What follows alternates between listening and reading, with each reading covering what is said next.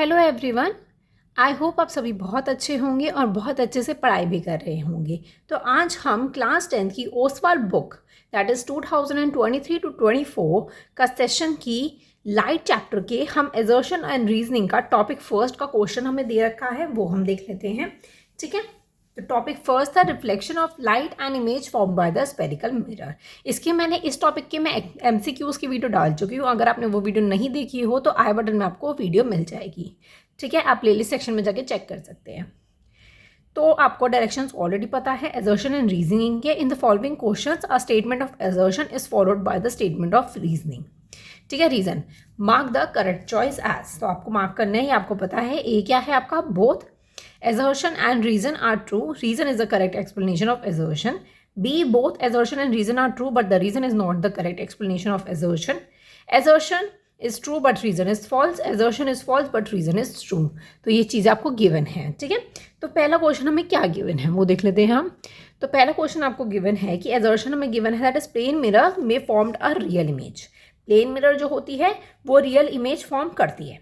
ठीक है, रीजन हमें दे रखा है कि plane mirror form a virtual image if the object is real. अगर ऑब्जेक्ट रियल है तो प्लेन मिरर क्या फॉर्म करेगी, वर्चुअल इमेज फॉर्म करेगी। अब आप देखो, दोनों ही असर्शन और रीजन दोनों ही ट्रू हैं। कैसे ट्रू है? प्लेन मिरर जो है वो रियल इमेज फॉर्म करती है। जैसे हमारे घर में जो प्लेन मिरर लगा होता है तो हम उसके सामने वाली वो इमेज रियल इमेज फॉर्म करती है। ठीक है, रीजन भी करेक्ट है कि अगर ऑब्जेक्ट रियल है तो वर्चुअल इमेज भी फॉर्म करती है। अब वो चीज़ कैसे फॉर्म होती है, कैसे फॉर्म होती है मैं इस पर बता देती हूँ आपको। जैसे ये मिरर है, ठीक है, प्लेन मिरर है, ठीक है। अब यहाँ पे कोई रे आएगी, यहाँ पे रिफ्लेक्ट होगी तो बाउंस बैक हो जाएगी, लेकिन इमेज कहाँ पे फॉर्म होगी, यहाँ फॉर्म होगी। ये इमेज यहाँ फॉर्म होगी, तो दैट मीन्स ये ऑब्जेक्ट हो गया। ठीक है, और यहाँ पे गया है तो दैट मीन्स ये इमेज आ रही है। तो रियल इमेज और वर्चुअल इमेज, ऑब्जेक्ट अगर रियल है तो वर्चुअल इमेज भी फॉर्म होगी, लेकिन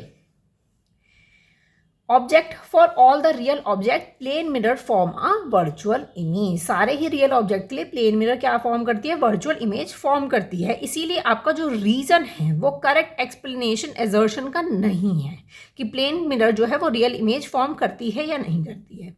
ठीक है, रीजन करेक्ट नहीं है, तो इसका क्या हो जाता है, बी हो जाता है कि एजर्शन और रीजन दोनों ट्रू है, लेकिन रीजन जो है वो करेक्ट एक्सप्लेनेशन एजर्शन का नहीं है। ठीक है, इतना क्लियर हो गया है। आगे देखते हैं इसका सेकंड क्वेश्चन क्या है। सेकंड है एजर्शन हमें गिवन है the focal length of the convex mirror will increase if the mirror is placed in the water. ठीक है, और रीजन हमें दे रखा है the focal length of the convex mirror of radius is equals to f is equals to r upon 2। सबसे पहली बात, रीजन हमें ट्रू दे रखा है, हमें फॉर्मूला पता है focal length is equals to r upon 2। ठीक है, अब एजर्शन की बात कर लेते हैं। फोकल लेंथ जो होता है मिरर का, कॉन्वेक्स मिरर्स, कोई सा भी स्पेरिकल मिरर की मैं बात करती हूँ, ठीक है, वो किसी भी मीडियम पे डिपेंड नहीं करता कि इन विच इट इज प्लेस्ड, कि वो कहाँ पे प्लेस हो रहा है। ठीक है, वो इस चीज़ पर डिपेंड नहीं करती फोकल लेंथ। तो इसीलिए एजर्शन हमारा फॉल्स हो जाता है कि फोकल लेंथ कभी भी उस मीडियम पे डिपेंड नहीं करती कि वो कहाँ पे प्लेस्ड है। ठीक है, ये आपको याद रखना है। तो इस वजह से आपका रीजन जो है वो करेक्ट हो गया, एजर्शन जो है वो फॉल्स हो गया। तो दैट मीन्स डी हो जाता है, assertion is false, reason is true. तो इसका हो गया आपका डी। ठीक है, नेक्स्ट देखते हैं एजर्शन, थर्ड क्वेश्चन। ये दे रखा है हमें the image formed by the concave mirror is certainly real if the object is virtual. देखो, इमेज फॉर्म्ड हो रही है by the concave mirror is certainly real image form हो रही है if the object is virtual, अगर object क्या है, वर्चुअल है तो। ठीक है, तो रीजन हमें दे रखा है the image by the concave mirror is certainly virtual if the object is real. Concave mirror जो है वो वर्चुअल इमेज रियल ऑब्जेक्ट की फॉर्म नहीं करता है। ये चीज़ आपको पता होना चाहिए कि कभी भी फॉर्म नहीं करता है। जैसे मैं बना के दिखाती हूँ। ठीक है, ये है आपका कॉनकेव मिरर, ये हो गया, यहाँ से ऑब्जेक्ट गया, ठीक है, तो ये क्या हो गया, यहाँ पे हो गया, एफ पे चला गया। ठीक है, यहाँ से ऑब्जेक्ट गया तो ये क्या हो गया, यहाँ से जाके बाउंस बैक हो गया। तो इमेज कहाँ पे फॉर्म हुई, यहाँ इमेज फॉर्म हुई। ठीक है, तो अगर मैं ऑब्जेक्ट की बात करूँ तो ये अगर मैं बोलती हूँ कि ये ऑब्जेक्ट है, ठीक है,